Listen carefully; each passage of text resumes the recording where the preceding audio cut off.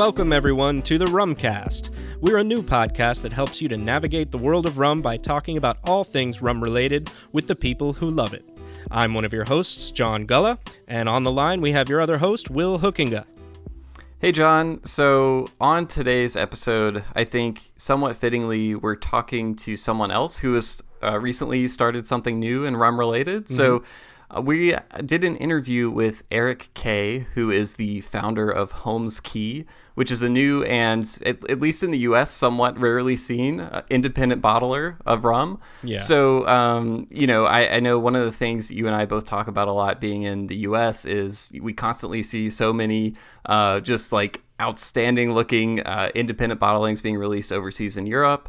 And we don't get a lot of that available here in the US. So seeing someone doing that for the market over here is pretty exciting. And, it's one of the things that we talk about with Eric on the interview. But, if you go to Holmes Cay's site, you'll see that their kind of mission is to seek out the world's best rums and release them unadulterated at cask strength, which is another thing that I think had both of us excited.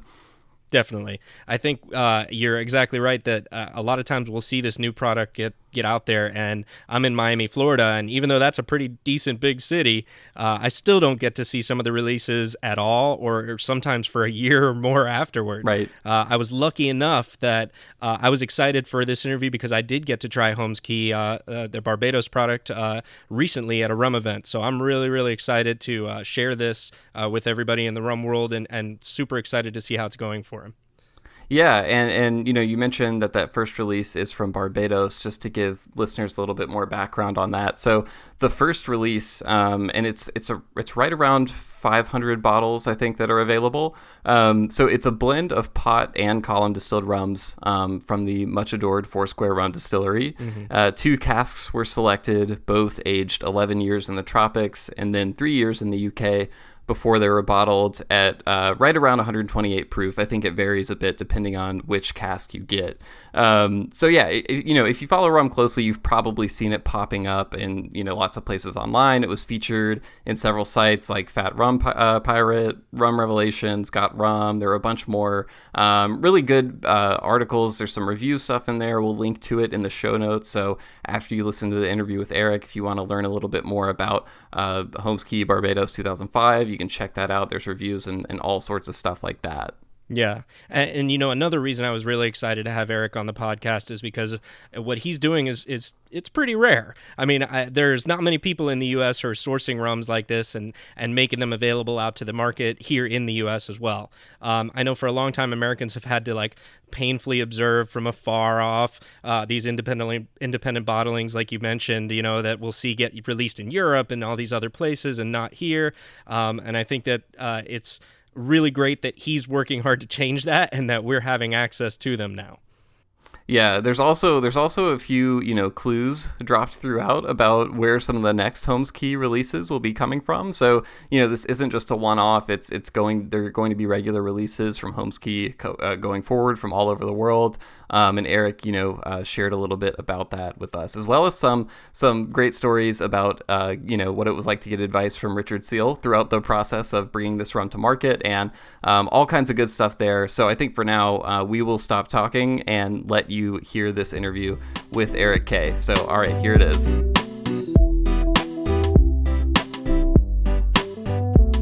So we're here with Eric Kaye. Eric, I know at this point, so Holmes Cay 2005, your first release is out. It's in stores. People are writing about it. You're getting to see actual consumers and rum fans react to it. What's kind of just going through your mind now after what I can only assume was a ton of work to get to this point?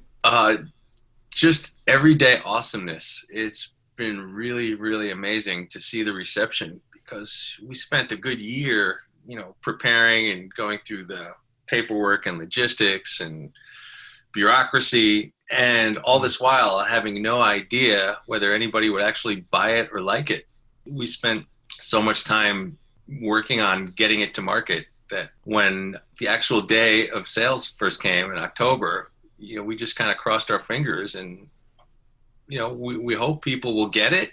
I knew we would be able to sell at least 20 bottles to our friends and family, but we've in the first month, we've sold 30% of our first release, which we're pretty pleased about. And Wow. getting up and seeing posts online with your rum on Facebook, people you have no idea who they are.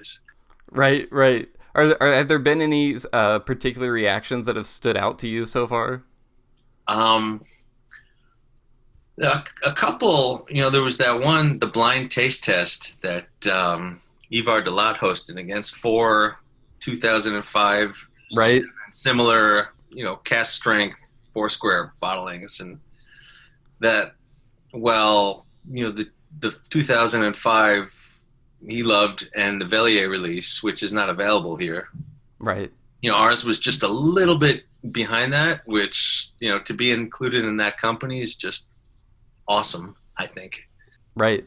Walking among giants. So I do want to talk about the release itself. So this particular release, it's 2 casks of rum from Foursquare, both aged 14 years, both ex-bourbon casks.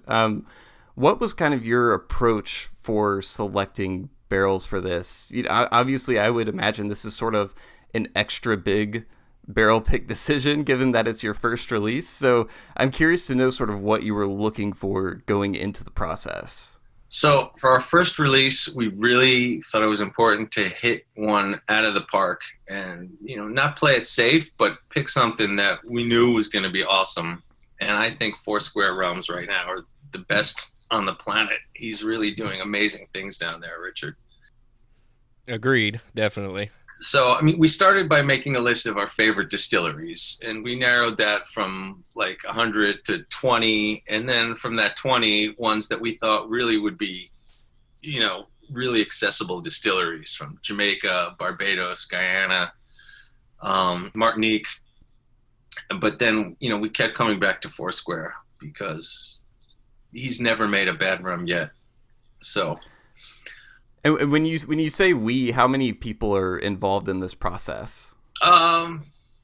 Primarily me, but I have, a small group of rum fans, aficionados. I have a wife who is also very involved in the company, and she absolutely has been tasting and weighing in on every single barrel. Even at 8 in the morning sometimes. You got to try this one. So sort of a rum advisory board. Yeah. So then, we made a selection of about a half dozen different Foursquare barrels and years. And this 2005 release was just awesome. And I kept coming back to it, and everything else kind of went by the wayside.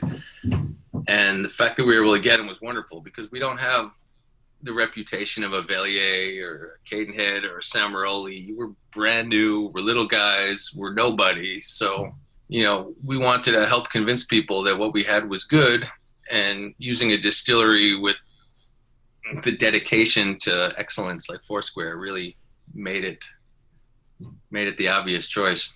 Yeah, I think it was a really smart decision to go with that. It's such a hot name, as you mentioned, but also a quality name in the industry to pair with.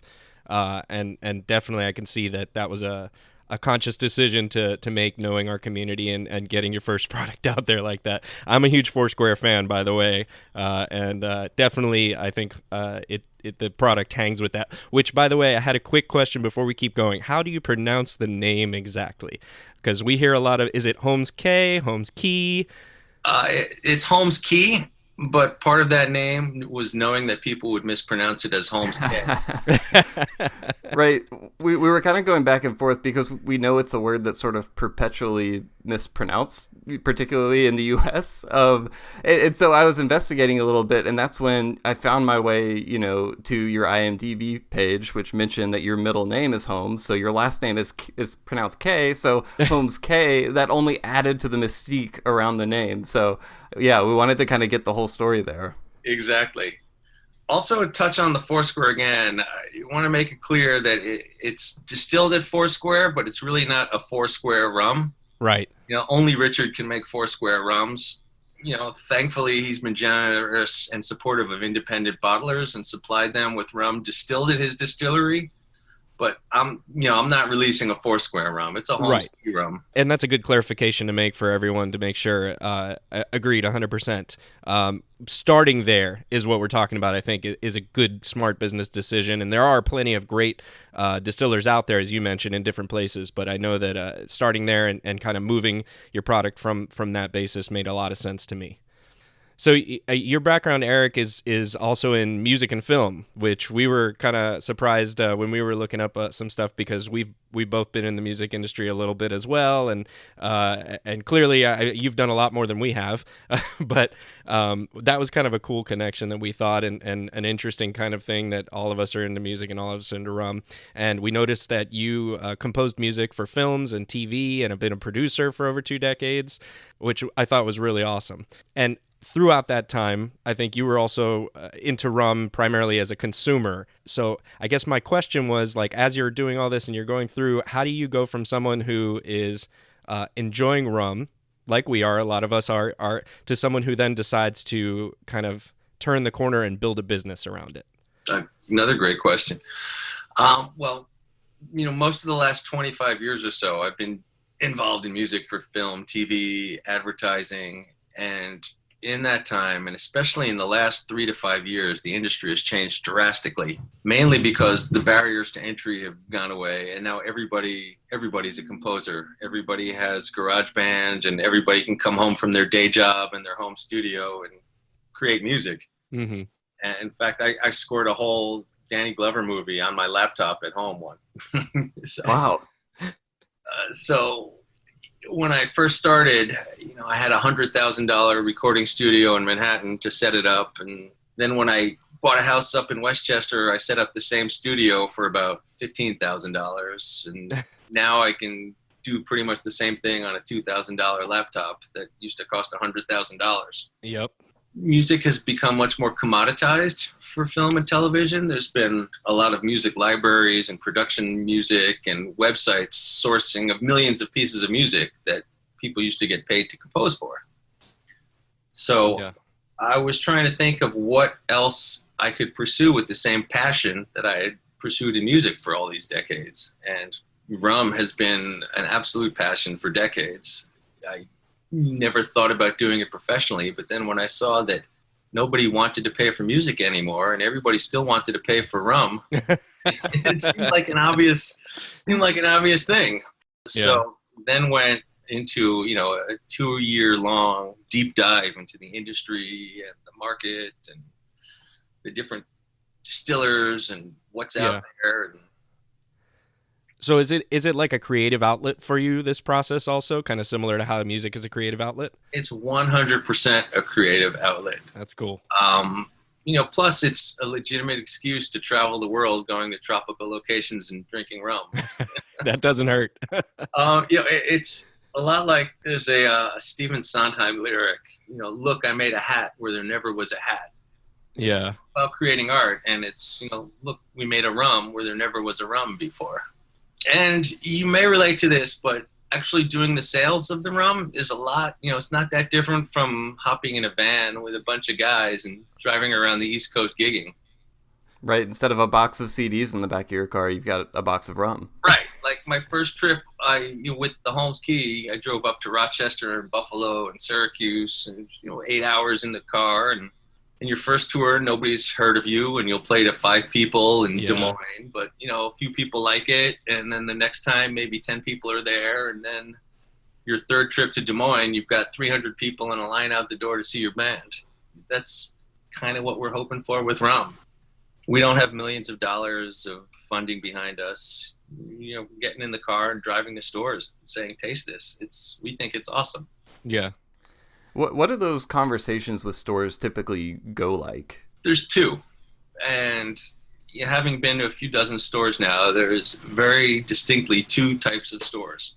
One of them, and you almost get a sense before you even walk in the door by what they have on their website. And they'll say, okay, doesn't matter to me how good it is because rum is $30. There's no such thing as $100 rum. People won't buy that. People, no, don't even waste your time. And then the other stores, you walk in and they've taken one sip and they say, okay, yes, this is amazing, we'll take some. It's been a much easier sell than I thought it would be. Do you think the people who have that kind of reaction once they taste it, are they coming from a similar position of like, we can't sell this, but then they taste it and that changes their mind? Or do you think they're already a little bit more open to the idea of selling ultra premium rums? The ones that have ultra premium rums already say, yes, we can definitely sell this. They have their customers. They know who are the ones looking for the Samarolis or the Villiers. And they know this will fit right in with that line. And then there are others who have never heard of a rum that expensive, but they taste it and they say, okay, now I understand what this is about. We'll take a few bottles to see if we can sell them. Cool. And they're supportive of our concept, which is to just bring amazing rums to America. Right. And I was going to say, actually, you've mentioned in a recent interview that being an independent bottler of premium rums in the U.S. is more difficult than in Europe. Is that really kind of the reason why you think it's tougher in the U.S. to kind of make that sell for a high-quality premium rum here than in Europe? Yeah, I think there's a few reasons. The first is that we're really at least a decade or two behind Europe in rum culture. The audience is already there in England and France and has been because of their colonies. They've always been rum countries. Right. Mm-hmm. You don't need to introduce people to rum in England, whereas here it's Bacardi and Captain Morgan's. Right. Yeah. And there's also more history of independent bottlings and whiskeys there as well. So there's less of a need to convince people in Europe of the price premium that these go for. Or in the U.S., it's sort of a new concept, with the exception of bourbon. Bourbon is already caught on, and it's fascinating to see people, say, no, we can't sell a rum more than $100, and they have $650 bourbons right next door, on the shelf that are 5 years old. Yeah, I came from the bourbon market before I was into rum, and it priced me out. Definitely, I understand what you're saying there. It's funny, I stand in the aisle sometimes while I'm looking at some of the rums, and people will come by and grab that, bottom shelf type of, like you said, a $15 rum, and I just weep a little bit because I want them to try this, these amazing premium rums that are out there so bad, and yet you're right, that I think I see the same attitude from people sometimes of like, no, there's no way you're going to get me to pay that much. So I think you're doing the good work with this, and I think you're continuing to get to all of us here these premium rums at I think a solid price that make a difference with people in terms of how they're interpreting and seeing rum. Yeah, I think with few exceptions, there's very little rum that's priced ridiculously just for the sake of pricing it. Even the premium rums, I think, are a value pound for pound against whiskeys and bourbons. Definitely. $100 rum is, to me, the equivalent of a $200 or $300 whiskey, if not more. Mm-hmm. And you don't tend to see these hot Pappy Van Winkles that sell for $2,000 that really should cost $100 or $200. Mm-hmm. There's a few rums that come out at that price point, but they've got the fancy crystal bottle and largely marketing from larger companies. But in general, the vast majority of amazing rums are priced really reasonably and fair. It's not like it's not the marketing that's bringing up the price. If you're getting a real 21-year-old rum, you're paying still a fraction of what that would be in a whiskey.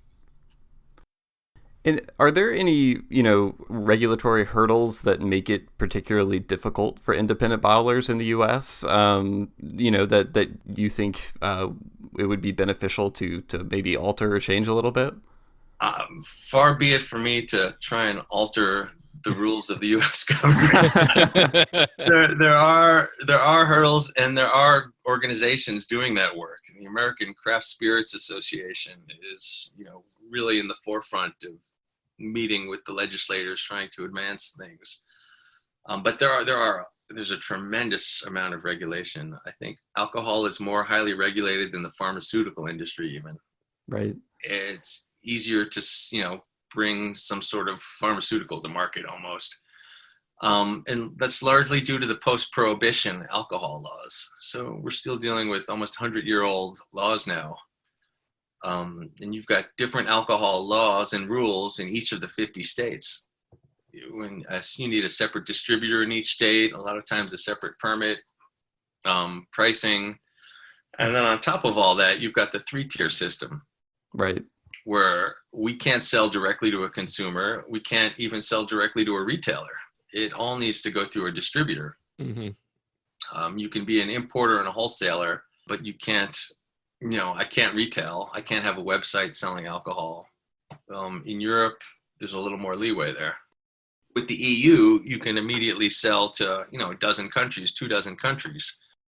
So, it's easier to sell in France and Germany or France and Italy than it is to sell in New York and New Jersey. Right.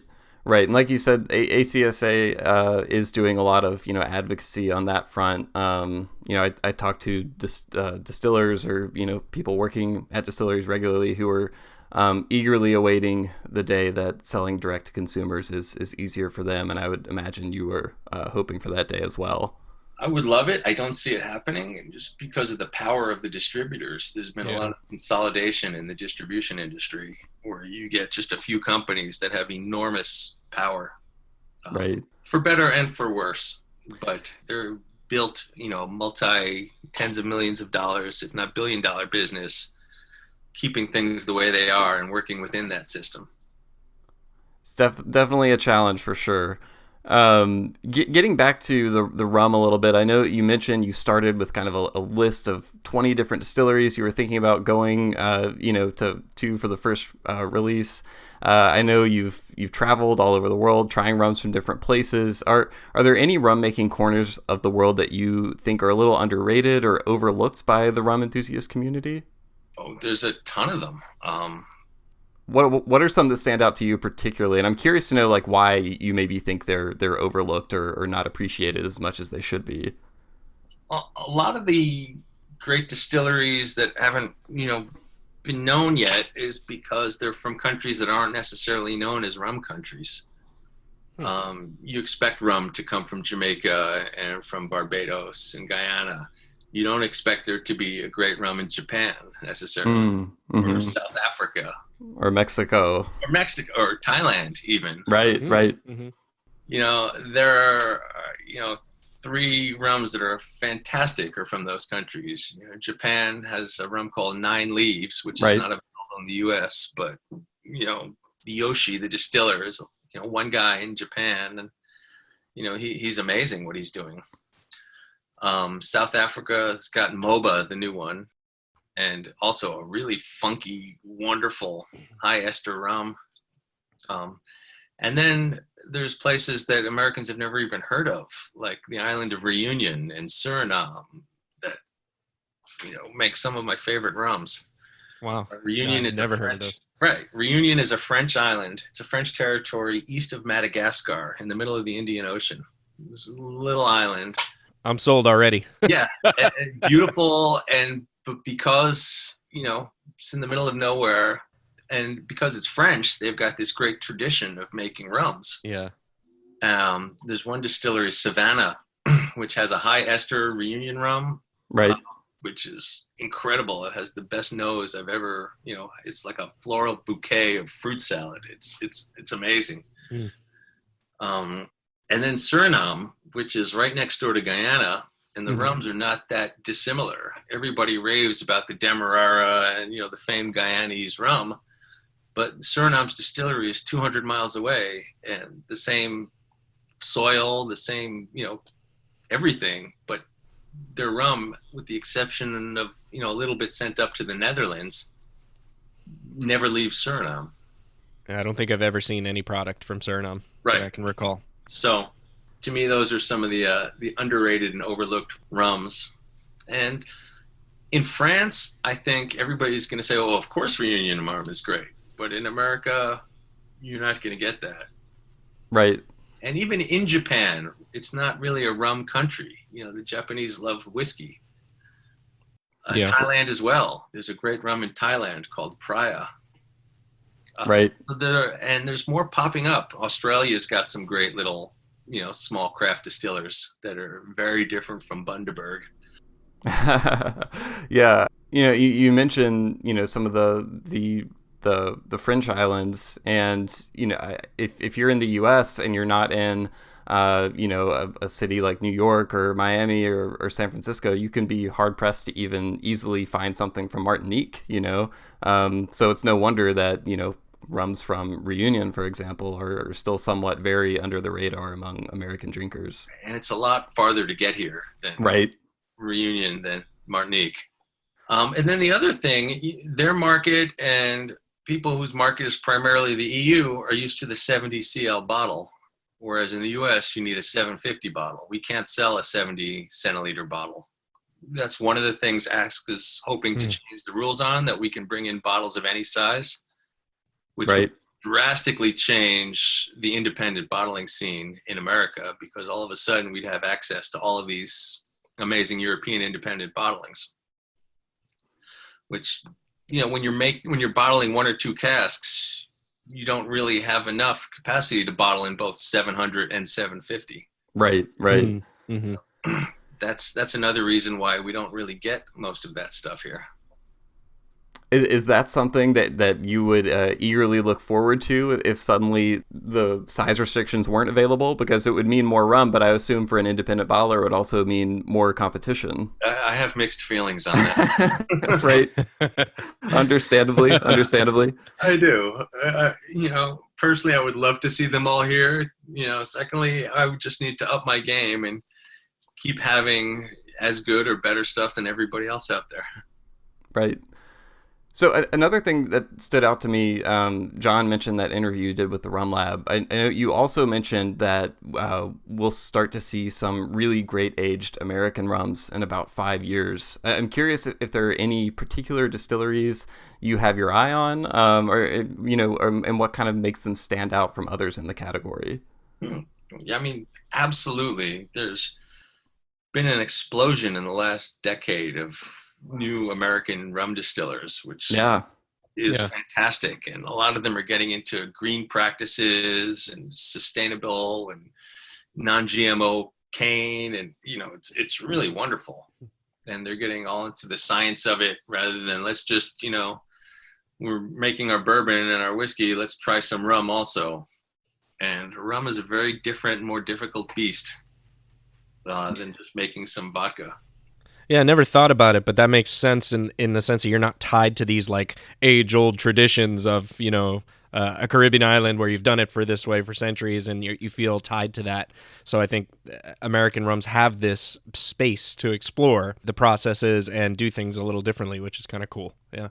So first and foremost, the 10-year-old rum I'm looking forward to most in, 10 years, if she'll do it, is something from Privateer. Yeah, Maggie Campbell's making the best rum, in America, hands down. And even, in the world, she's got to be in the conversations. Yeah, Maggie is an incredible person to talk to. And, if you're active in any, rum Facebook groups, you might be familiar with her popping in and sharing, just incredibly insightful knowledge that she has into rum. Oh, it's amazing. Somebody can post something like, "Ooh, is yeast used in rum?" And then she'll go into a PhD level dissertation on yeasts and fermentation and subspecies, and right. Her knowledge is awe-inspiring, and she's extremely generous about sharing it. Also. One of the things I love about the rum hobby actually is that people like you and Maggie are approachable in those formats, and yet also give such in-depth answers to questions that really enlighten the subject for us all. So that's awesome. I think at the end of the day, because it doesn't have the huge cachet of bourbons, we're all just really big fans of the spirit. We all want to see it succeed, and however we can help do that. It's not like I'm going to hold the secrets from you and only I know the right yeast to make. There's a lot more involved in knowing what yeast to use and the amount of variables in creating a rum. Right. And not only that, she, shares her experiments twice a year. She comes out with the Distiller's Draw Day and she releases, all of her single barrel experiments. Right. And some of them are incredible. Some of them are, I think, less successful, but it's still a really cool experiment. Like, what would it, taste like in a whiskey cask with, smoke? Right. So, Yeah, that's one of the things that draws me to that I think is so interesting and unique a little bit about American rum is if you get in on it now, you kind of get to go through the experience of seeing these people who are relatively newer to the spirit sort of like find their footing and figure out really what they want to do. It's kind of like I compare it a lot to getting to go see the band before they become big, you know? Yeah. It's like getting to see them at the small venue playing and still figuring out each other and that sort of thing. So hoping you can get tickets once they're playing Madison. exactly. Hopefully they'll remember you when they're big and keep a little bottle tucked away for the people who were there from the beginning.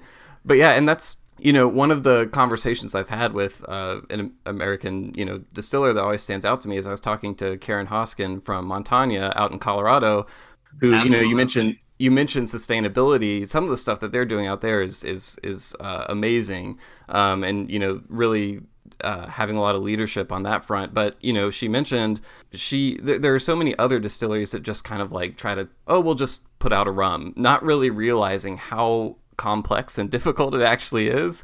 She mentioned to me that she's had so many whiskey distillers come up to her and just be like, hey, like, what the hell is up with fermenting molasses? Like, I had no idea this would be so hard. Yeah. So yeah, it's really fascinating to kind of see everything that's going on in that category. Karen is doing amazing things, you know, both for her rum and for rum in general, and really is leading the forefront of green and eco-friendly alcohol and spirits. And she's doing a lot for women in rum as well. Her new rum, absolutely, just announced, is an all-female created rum with a female distiller, a female brand owner, and they source the barrels from a female whiskey or rye distillery. Mm-hmm. And it was bottled by all women. And I mean, it's really, you know, it's not exclusionary to men at all, but she says this is what we can do. Right. I believe that rum's called Valentia. I think so. And should be coming out soon. I can't wait to try it. And I would love to see what a few more years in the mountains would do to her rums, because aging in the mountains is very different than aging in, you know, the tropics. Yeah, exactly. So what you can do in 3 years in Jamaica would really take 6 or 7 years up in the mountains at least. So I would love to try her rums once they've really gotten to mature. And, you know, a 10-year-old Montana has got to be incredible. Yeah, also, looking forward to it. When a lot of these distillers are starting up, it's still a small industry. They're not starting up with millions of dollars. They don't necessarily have the ability to set aside large stocks of rum to age. They need to sell what they're making to pay back their loans on their stills and everything else. Right. Yep. So once you get established a little, like, you know, Karen has done, now hopefully she'll be able to start setting aside some barrels for longer and longer. Richland is another distillery in America that is definitely in my top 5. Yeah. I have to try that. Will and I were talking about that. Will, go ahead and talk about that more. Yeah, no. I've got a few little samples of Richland rum set aside to send down to John in Miami. Yes. But they're definitely, you know, among another American distillery that's doing something really interesting in that, you know, they're growing all their cane and doing everything right there on the estate. So lots of interesting stuff. And, you know, maybe 10 years from now, we'll see a Holmes Cay bottling from an American distillery. I'm begging Maggie to sell me some barrels. Every time I see her, please, Maggie, if you're listening, I would love a barrel. There's other, Thomas 2 out of Newport is also making really good rums. Right. They've been at it for a while. Yeah, Maggie's Farm in Pittsburgh, which everybody uses with Maggie Campbell. They're right. separate rums. But they have an amazing spiced rum, which is not sweet or sweetened or cloying. It's really more botanical and herbal. It's a great rum. A really good falernum too. Yeah, the falernum and their spiced are their two strongest, I think.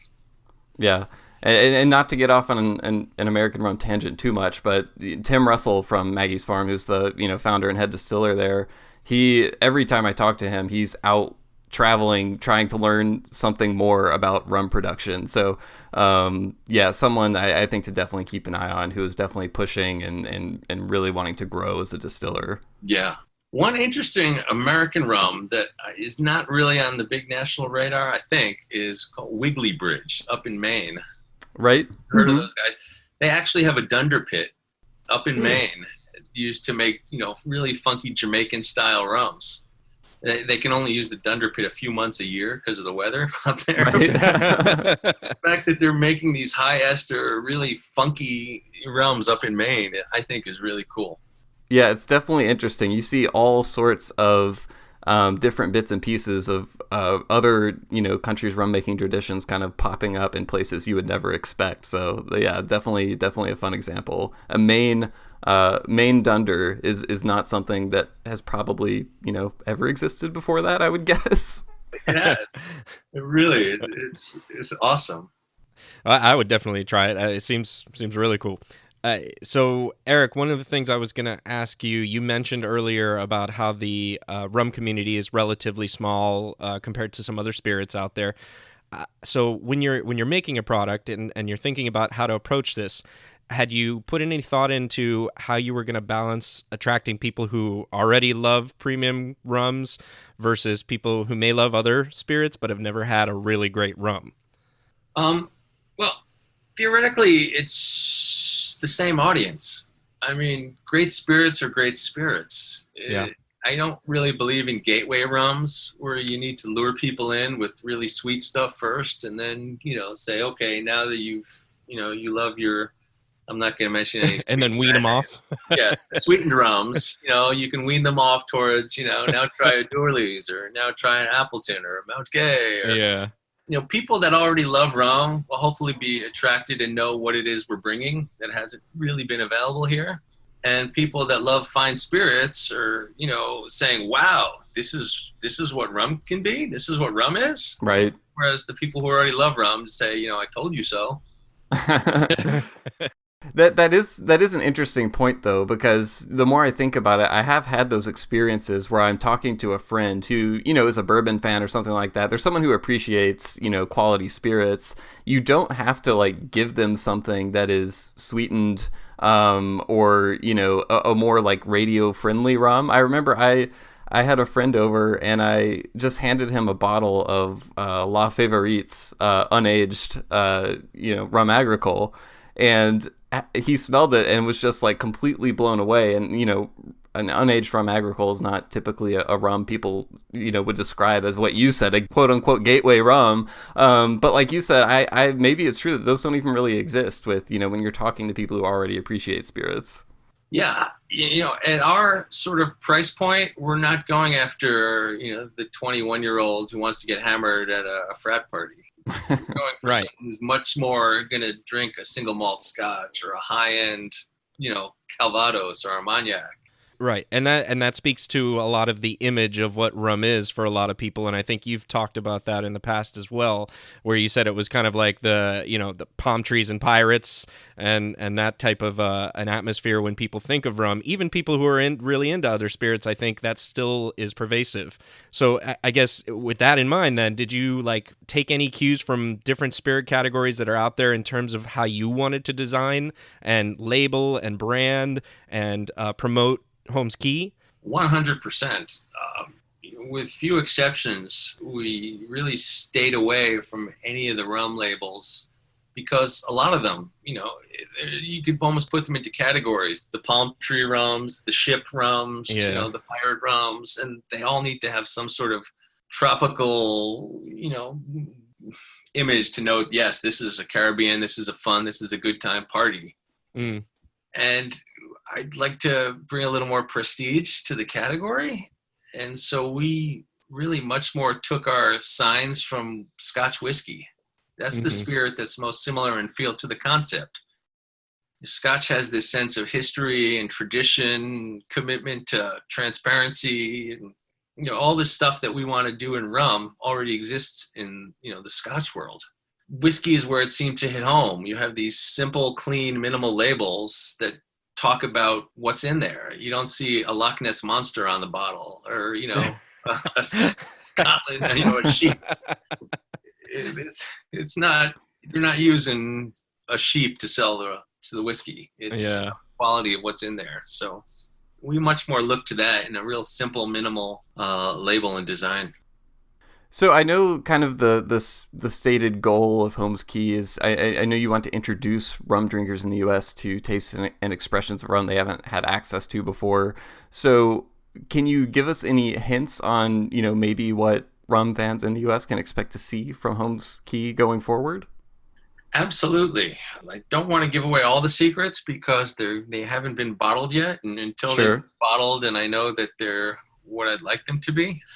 But our general plan is to release about 4 or 5 rums a year for now, all between, 300 and 1,000 bottles, depending on how well we do and how quickly we ramp up. And to start mostly in the British style. So without giving away any specific releases, rums of Barbados, Jamaica, Guyana, Belize, all the British territories. Eventually, we'd love to add some of the French-style rums, the agricoles, and some Spanish rums. But for now, we're really focusing on the British Empire, to say. Right.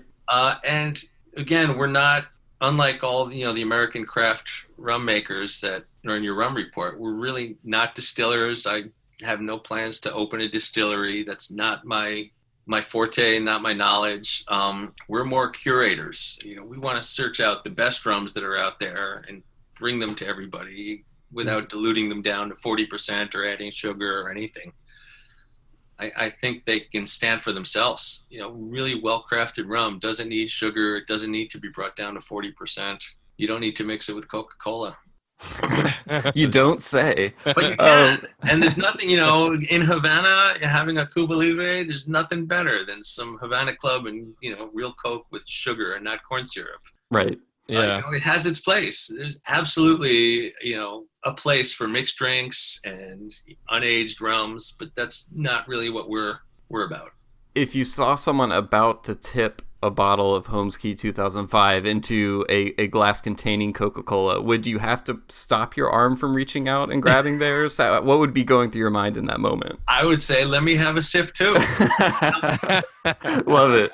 The whole concept of this is the way alcohol is meant to be drunk, and no, it's nonsense. You should drink how you like it. If you like it with ice, drink it that way. If you like it with Coca-Cola, it's up to you. To me, it's a waste of, if you're going to drink it with Coca-Cola, you don't need to spend $100 on a rum to do that. Right.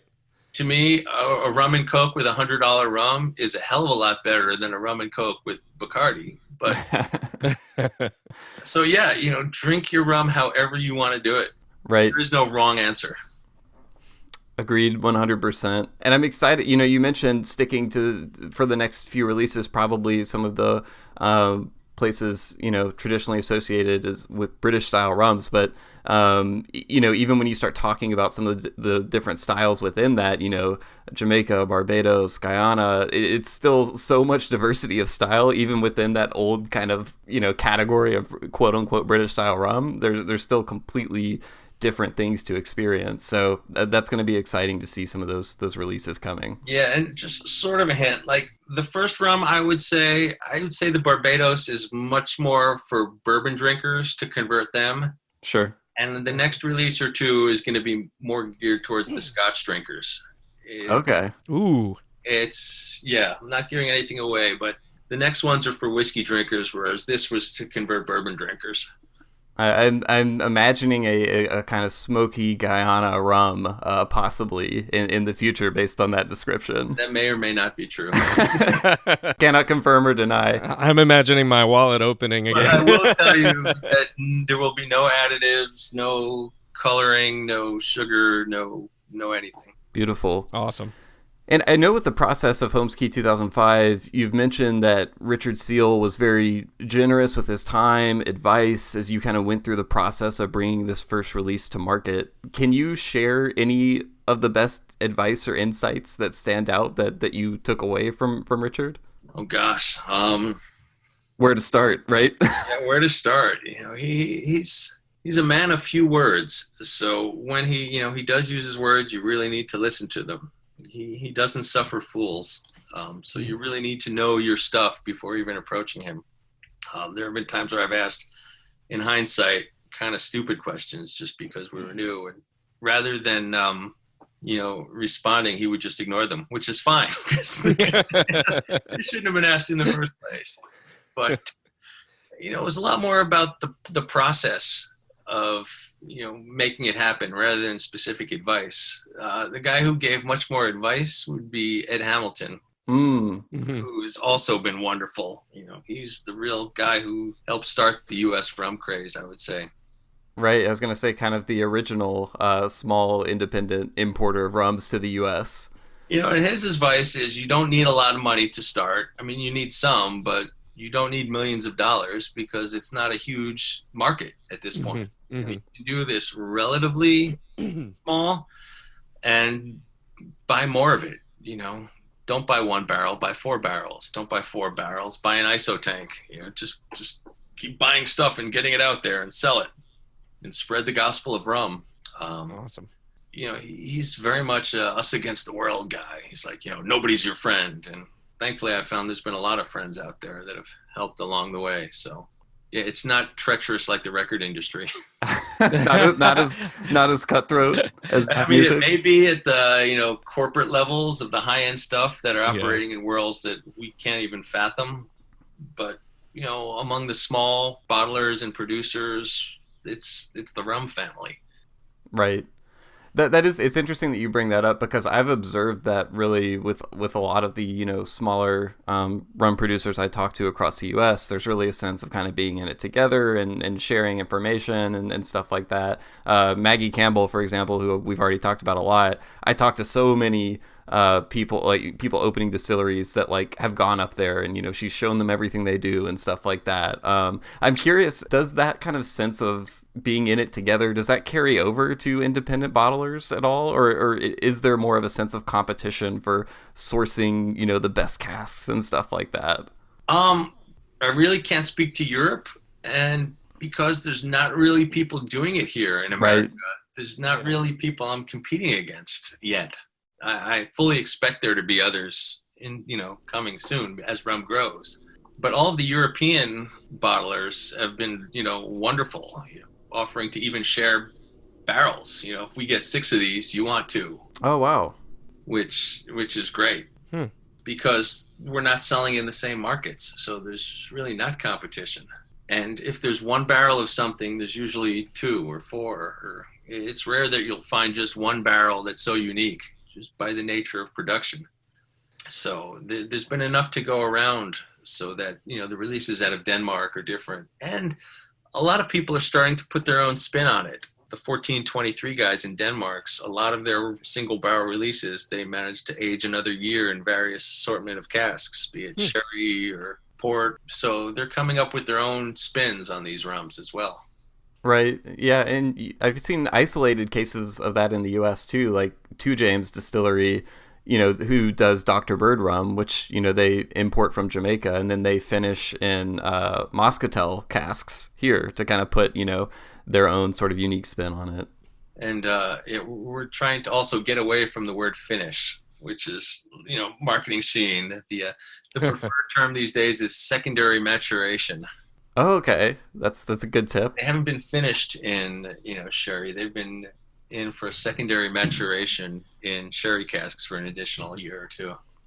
Right. I never did quite understand what the exact time range was to qualify for finishing, quote unquote. It doesn't really mean anything. It's a marketing term. Right. And if you're doing it less than 6 months, it's purely marketing. You're not going to get any maturation with 6 months in another barrel unless that barrel has got about 4 liters of port in there. And that creates its own interesting effects. So on the podcast, Will and I talk a lot about rum itself and the spirit itself, but also what it does and how it brings people together. And you kind of mentioned a little bit of that. And one of the things we wanted to ask you about is, do you have a most unforgettable place that rum has taken you, or a moment that sticks out that is somehow related to rum, or anything, a story, something like that sticks out in your mind because of rum or has to do with it? Good rum stories. Oh my gosh. So one of my favorite rums I had, you could only find in the post office of a small village in Antigua. Antigua, in the post office. Yeah. Antigua Distiller, makes English Harbor is their big export rum. Mm-hmm. Fantastic distillery. there was a postmaster in this little village of like 2,000 people. His name was Bushy. And he would buy bulk rum from the Antigua distillery and age it and blend it himself. And you could only buy it under the counter at the post office in Bolins. So you're like, I'll take a book of stamps and a bottle of rum. It was, there's this German guy who has a rum bar down in Antigua, Papa Zook. And he's like, you got, the best rum on the island. You got to go to Bushy and, get a bottle. Sure enough, took a taxi to this village in the middle of the island. And, I'm like, is Bushy here? He's like, who's asking? I was told, to get your rum. And he's like, all right. He opens up a drawer and he's like, Bushy's, famous rum. And it was fantastic. And, sadly, Bushy passed away a few years ago. That was the end of Bushy's rum. Yeah. Was this like the label like handwritten and like no, he had them printed up. I think his real name was Angelo Barreto. It was Barreto's finest golden rum. I think there's probably a picture on the internet somewhere of it. But it was wonderful, and it was cheap. He was maybe $5 or $10 a bottle. Wow. That was, I've never seen a rum like that. There's lots of handmade aguardientes and botanical spiced rums all over the Dominican Republic that you have no idea what's in there, and or special ancient pig's feet secret or whatever. But this wasn't a flavor. It wasn't a spiced rum. It was just, Bushy would age it and blend it himself and sell it at the post office. That's amazing. I thought that I had enough reasons to be disappointed in my average trip to the post office. It suddenly seems even more inadequate now. I would love to find another bottle of that stuff. Yeah, I feel like the U.S. could adopt that. Our post offices could also sell rum. That would be great. I think that would make it so much better. In New York, our 7-Elevens can't even sell rum. Oh man, our supermarkets can't sell rum. New York is a very strict state. Yeah, I grew up for the most part in Alabama, so no stranger to arcane and very strange alcohol laws. And you can't sell non-alcoholic beverage in an alcohol store in New York. So you can't buy a mixer even. You can't buy your rum and your Coke there. You've got to go somewhere else to buy your Coca-Cola or margarita mix or whatever. Amazing. We should add a segment at some point to the podcast where we have people guess if something is an actual alcohol-related law or just one that we've made up. That is a cool idea. We'd have 50 episodes. I know. I'm writing that down as you speak. It's amazing. People in California are blown away that you can't buy wine at the supermarket in New York. We just got that in Tennessee within the last, I want to say, 2 years. That just became a thing. Usually Florida's behind in everything, but I guess in this I've seen they sell alcohol and wine in all the big supermarkets here. Florida is a great rum state. It really is. I think it might actually be the largest consumer of rum. Because of the large Latin American community. Yeah. Your tradition is drinking rum and not sipping it, but mixing it. Yeah. Well, and yet the interesting thing there is I can tell you as a matter of practical experience that there's rum everywhere here. Mm-hmm. But it's very difficult to find some of the stuff that we're talking about as, aficionados, some of the bottlings that are more difficult. Like, for instance, Foursquare, it's in Total Wine, but it's not easy to find everywhere. And then there's some other ones out there, that just... It feels really difficult. You have to go to the corner store on in some neighborhood in Hialeah or something to find it. And that's very, very difficult for me, at least in my experience so far, unless I'm just avoiding the places that I should be going. Yeah. You're absolutely right. And this is all, also in Latin America and in the Caribbean, there really isn't this tradition of drinking and sipping aged rum. That's much more of a European thing. That came over from whiskeys. Yeah, you can't go 10 feet here without seeing a bottle of Bacardi, but, largely the Caribbean and Latin America, I mean, they're not wealthy countries, so people didn't have the wherewithal to save rum and spend $50 on a bottle of aged rum. Rum was to get drunk. It was cheaper than beer. They weren't making whiskey. Rum was the beverage of choice. And when you started bringing it over to Europe, and that's where they really started aging it in the Scotch tradition, that's when people started appreciating it. And then that came over to the States and to, the wealthier parts of the Latin America and Caribbean. But the tradition has not been that rum was a beverage to drink like whiskey. Yeah. I think we're coming around, though. We're getting there. I hope so. It's as good, I think.